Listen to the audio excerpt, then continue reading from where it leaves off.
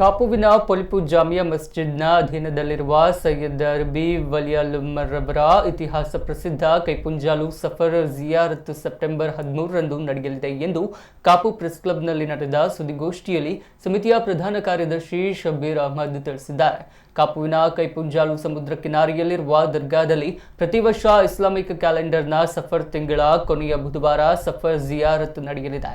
ಈ ವಾರ್ಷಿಕ ಜಿಯಾರತ್ ಸಮಾರಂಭದಲ್ಲಿ ಹಿಂದೂ, ಮುಸ್ಲಿಂ, ಕ್ರೈಸ್ತರು ಜಾತಿ ಮತ್ತು ಭೇದವಿಲ್ಲದೆ ಜಿಲ್ಲೆಯ ಹಾಗೂ ಹೊರ ಜಿಲ್ಲೆಯ ಸಹಸ್ರಾರು ಭಕ್ತರು ಭಾಗವಹಿಸಿ ತಮ್ಮ ಹರಕೆಯನ್ನ ತೀರಿಸುತ್ತಾರೆ. 13ರಂದು ಪ್ರತಿ ಬೆಳಿಗ್ಗೆ 6ರಿಂದ ಸಂಜೆ 7 ಗಂಟೆಯ ತನಕ ಜಿಯಾರತ್ಗೆ ಅವಕಾಶ ಕಲ್ಪಿಸಲಾಗಿದೆ ಎಂದರು.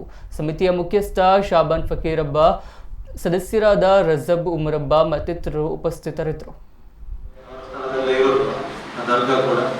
ಪ್ರತಿ ವರ್ಷ ಅವರು ಕೂಡ ಭಕ್ತಿಯಿಂದ ಇದಕ್ಕೆ ಆರೈಕೆಯನ್ನು ಸಲ್ಲಿಸುತ್ತಾರೆ. ಉಡುಪಿ ಜಿಲ್ಲೆಯವರಲ್ಲದೆ ಹೊರ ಜಿಲ್ಲೆಯಿಂದ ಸಹಸ್ರಾರು ಸಂಖ್ಯೆಯಲ್ಲಿ ಭಕ್ತರು ಆಗಮಿಸುತ್ತಾರೆ.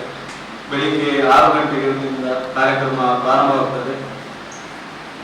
ಸಾಯಂಕಾಲ ನಮ್ಮ ಅಫಿಷಿಯಲ್ ಟೈಮಿಂಗ್ 7 ಗಂಟೆಗೆ ಮುಗಿಬೇಕು. ಆದರೂ 7 ಗಂಟೆಯಿಂದ ನಂತರವೂ ನಡೀತಾ ಇರ್ತದೆ. 9-9:30ವರೆಗೆ ಆಗಮಿಸ್ತಾ ಇರ್ತಾರೆ. ದೂರದ ಜಿಲ್ಲೆಯವರು ಬಂದವರು ವಾಪಸ್ ಹೋಗುವ ಹಾಗೆ ಇದಕ್ಕೆ ಒಂದು ನಮ್ಮ ಹರಕೆಯ